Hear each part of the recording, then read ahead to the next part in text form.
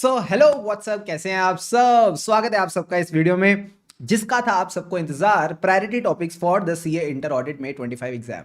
सो भाई साहब, आप सबको पता है कहीं ना कहीं इंटर का कोई भी सब्जेक्ट हो, सिलेबस बहुत सारा होता है। सिलेबस बहुत सारा होता है और एग्जाम के एक महीने पहले हमको रियलाइज होता है, ओहो हो मैं सब कुछ अच्छे से नहीं कर पाऊंगा। तो सर एक बात बताओ, हमें किस प्रायोरिटी में टॉपिक्स को कवर करना है, हमें किस प्रायोरिटी में टॉपिक्स को कवर करना है, ताकि हमको फील तो आए कि हमारी कहीं ना कहीं अच्छी कवरेज होती जा रही है। सो दोस्तों, बिल्कुल घबराने का नहीं, don't fear when Shubham sir is here. मैं आपके साथ सारे की सारी priority topics, even priority questions भी डिस्कस करने वाला हूं। सो मेक श्योर आप वीडियो पे अपनी अटेंडेंस जरूर लगा दें, वीडियो को लाइक करके। यही पॉजिटिविटी है जो आपको एग्जाम में एकदम बढ़िया नंबर दिलवाएगी। तो सर सबसे पहले बात करते हैं प्रायोरिटी 1 टॉपिक्स की। अच्छा, मैं आपको बता दूं, ये वाली जो प्रायोरिटी टॉपिक्स है, भगवान की दया से टचवुड काफी हिट रही थी जैन 25 एग्जाम्स के लिए। जो प्रायोरिटी 1 है, यहां से 90 मार्क्स की वेटेज बनी थी एग्जाम में, ठीक है। तो कहीं ना कहीं अगर आप इस प्रायोरिटी 1 को भी अच्छे से कर लेते हो, आप एकदम बढ़िया वाला क्या कहते हैं, धूम मचा सकते हो एग्जाम में। सबसे पहले सर मैंने बनाया कॉम्बो चैप्टर 1 एसक्यूसी 1 ऐसे 220 ऐसे 210। ये वो है जो हमारी बुक में दे रखा है। कहीं ना कहीं मैंने स्टार्टिंग में ही चैप्टर 1 के साथ आपको ये दोनों स्टैंडर्ड्स भी कवर करा रखे हैं। इनकी वेटेज आप मान के चल सकते हो 16 to 18 मार्क्स एग्जाम में रहने वाली है, ठीक है सर। इसके बाद चैप्टर नंबर 2 प्लानिंग स्ट्रेटेजी और प्रोग्राम, अगर मैं इसकी बात करूं तो इसकी वेटेज भी 12 to 13 मार्क्स रहेगी। यानी अगर आप इन दोनों टॉपिक्स को ही तमीज से कर लेते हो, 28 to 31 मार्क्स तो आपके यहीं से बन गए, ठीक है sir. Chapter 3 audit documentation, ICA हर बार पूछता है, जैन 25 में नहीं पूछा था, तो काफी ज्यादा चांसेस है मे एग्जाम में आने के लिए। और अभी जो एमटी पे आया था आईसीए का, उसमें भी यहाँ पे आईसीए ने 4 नंबर का इस पे सवाल पूछ रखा है। तो ये भी 4 नंबर फ्री के हैं। बहुत ही छोटा सा क्यूट सा चैप्टर है, आराम से आप इसको कवर करके चल सकते हो। अब सर जो ऐसे 500 की सीरीज है, मैं इसमें 530 और 520 इंक्लूड नहीं कर रहा। इसके साथ ऐसे 260 265 जो छोटे से ऐसेज हैं। असर्शंस वाला टॉपिक हमने 500 में इंक्लूड कर रखा है। ऑडिट ट्रेल भी 500 के साथ साथ इंक्लूडेड है। अगर आप इन टॉपिक्स को भी अच्छे से कवर कर लेते हो तो 17 to 20 मार्क्स आपके कहीं नहीं गए। 17 से 20 नंबर आप आराम से बटोर सकते हो। यानी सर आप ये कहना चाहते हो, अगर हमने ये वाले टॉपिक्स ही कर लिए तो 16 + 12 28 + 4 32 + 17 49 मार्क्स, लगभग 50 मार्क्स तो आपके इन्हीं 4 टॉपिक से आप मिनिमम कवर करके चल सकते हो। यानी पास तो अगर आप चार ये आपने बंडल भी कवर कर लिए तो इसमें भी हो जाओगे। बट सर अगर हम अपनी कवरेज को थोड़ा बढ़ाएं तो पास होने के चांसेस और बढ़ सकते हैं। यस और no? Yes sir.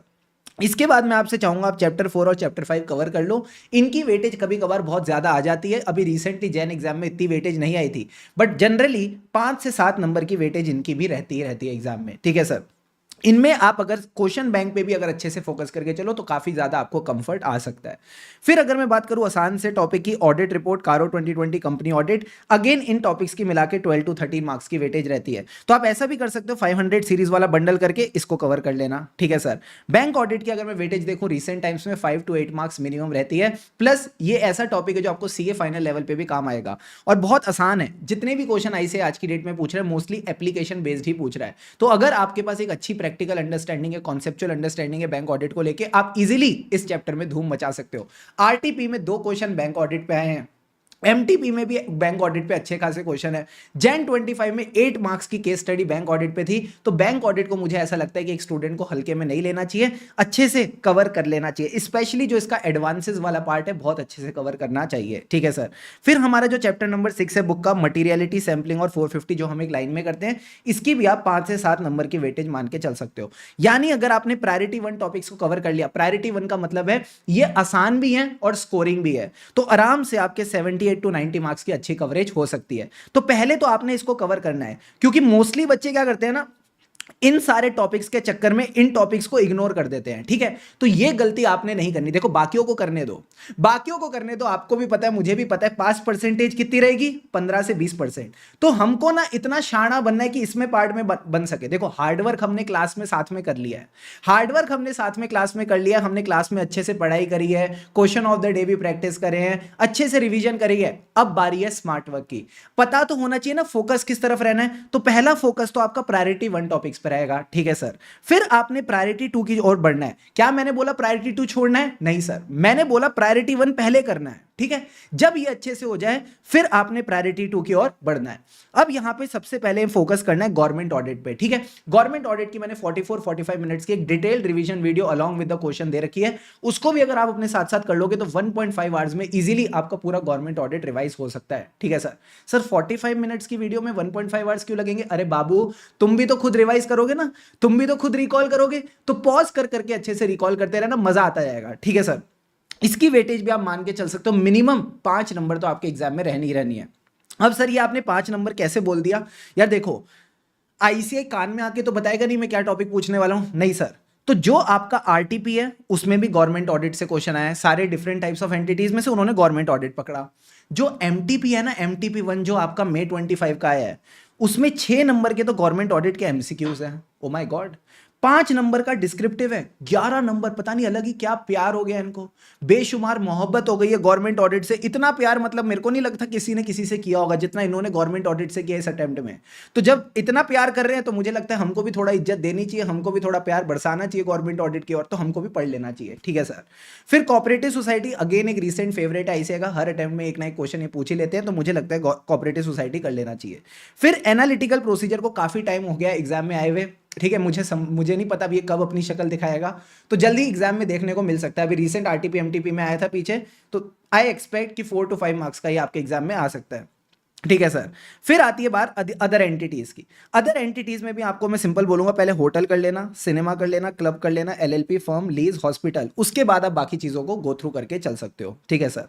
Then comes audit of items of financial statement, इसकी वेटेज 16 to 18 मार्क्स रहेगी, बट घबराने का नहीं है, ठीक है, बिल्कुल भी घबराने का नहीं है। मैं आपको सिंपल बात बोलता हूं सर, क्या मैंने, अगर आप इसको फर्स्ट टाइम पढ़ रहे हो, ठीक है, फर्स्ट टाइम पढ़ रहे हो और आपका एक ही ग्रुप है, यानी आप सिर्फ सेकंड ग्रुप देने वाले हो, चुपचाप मैंने जो 8 सेशंस डिटेल्ड सेशंस यूट्यूब पे डाल रखे हैं इनको गो थ्रू कर लो, ठीक है सर। आप जाओगे यूट्यूब पे, मेरे चैनल पे प्लेलिस्ट में आपको 8 सेशंस डिटेल्ड वाले मिल जाएंगे, इनको आप अच्छे से गो थ्रू कर लो, साथ साथ नोट्स बना लेना, ठीक है सर।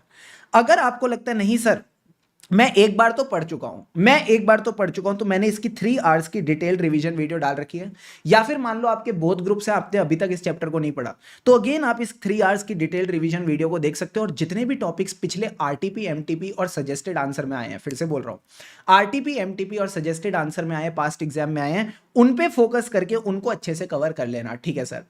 बाकी इस टॉपिक की भी मैं कुछ इंपॉर्टेंट टॉपिक्स रिलीज करूंगा। क्या मतलब सर? इस चैप्टर के मैं कुछ इंपॉर्टेंट टॉपिक्स रिलीज करूंगा जब आपकी एमटीपी 2 ऑफ May 25 हो जाएगी।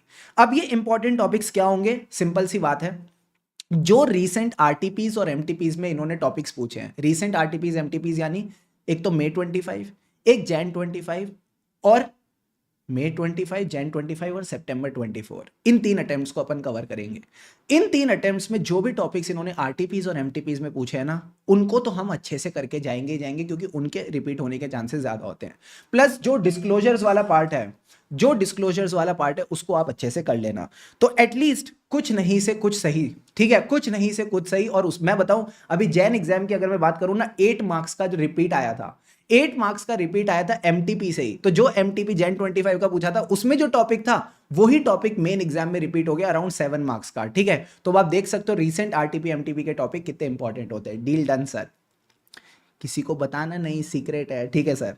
इसके बाद आपके पास थोड़ी एनर्जी बचे, टाइम बचे, फिर आप इंटरनल ऑडिट ऐसे 610 कर सकते हो, 4 to 5 मार्क्स की वेटेज। ऑटोमेटेड एनवायरनमेंट, इसका मैंने गलत लिख रखा है, 3 मार्क्स की नहीं, अभी रिसेंटली जो इन्होंने पूछा था 6 मार्क्स की वेटेज पूछी थी, तो अगेन इसकी आप 4 to 5 मार्क्स की वेटेज मान सकते हो, ठीक है। तो 100 बात की एक बात है, पहले प्रायोरिटी 1 कंप्लीट करना है। अगर कोई बच्चा तमीज से प्रायोरिटी 1 करता है, if you do priority 1 properly, तो इससे भी आप पास हो सकते हो, ठीक है।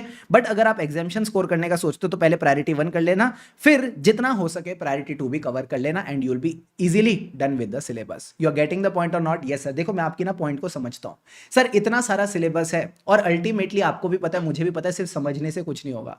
जब तक हम वो 4 से 5 पॉइंट एग्जाम में नहीं लिखते ना, हमको नंबर नहीं मिलने वाले, ठीक है। कई बच्चे सीख चुके हैं ये चीज ऑलरेडी, और जो नहीं सीखे वो अभी सीख लो, ठीक है। अभी भी हमारे पास 1 महीना बाकी है इस चीज को समझने के लिए। सो मैं ये चाहता हूं, rather than doing the whole quantity, at least जितना कवर करो उतना क्वालिटी से कवर करो, ठीक है, सो दैट एग्जाम में जो आप आंसर लिख रहे हो अपने मन से नहीं लिख रहे, बिकॉज मन से लिखने पे नंबर नहीं मिलते, जो आप लिख रहे हो टू द पॉइंट लिख रहे हो और उसके प्रॉपर नंबर मिल रहे हैं। भले ही आप 5 पॉइंट लिखो बट वो 5 पॉइंट प्रॉपर होने चाहिए। अगर वो 5 पॉइंट आपने प्रॉपर लिखे तो 5 में से 5 नंबर मिल जाते हैं ऑडिट में। क्या ये बेसिक बात समझ आ रही है? नहीं आ रही है? आ रही है सर, ये तो बहुत बढ़िया हो जाएगा। इसके बाद सर मैंने आपको ये बता भी रखा है कि मैंने वेटेज किस बेसिस पे निकाली, तो जो भी मई 24 सितंबर 24 जैन 25 के एग्जाम हुए थे उसकी वेटेज को कंसीडर करते हुए मैंने यहाँ पे कंसीडर किया है।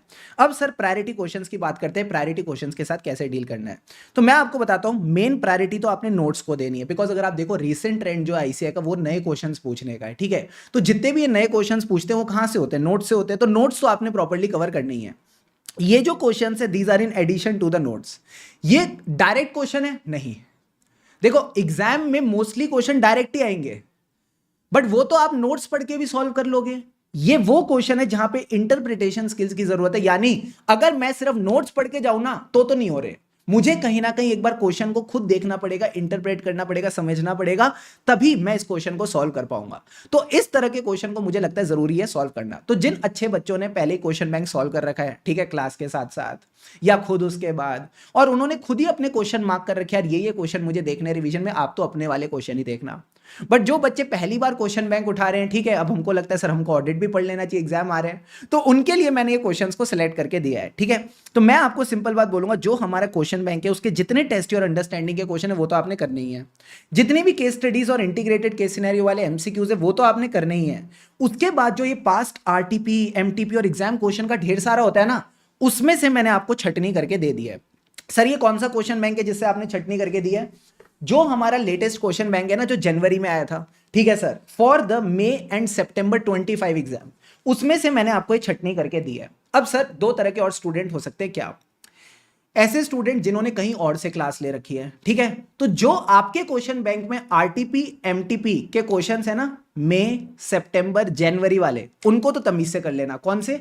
मई 24 सितंबर 24 जैन 25, कोई सा भी क्वेश्चन बैंक है, ये क्वेश्चंस को अच्छे से करके जाना एटलीस्ट, क्योंकि इसमें अच्छे इंटरप्रिटेशन बेस्ड क्वेश्चन थे, ठीक है सर।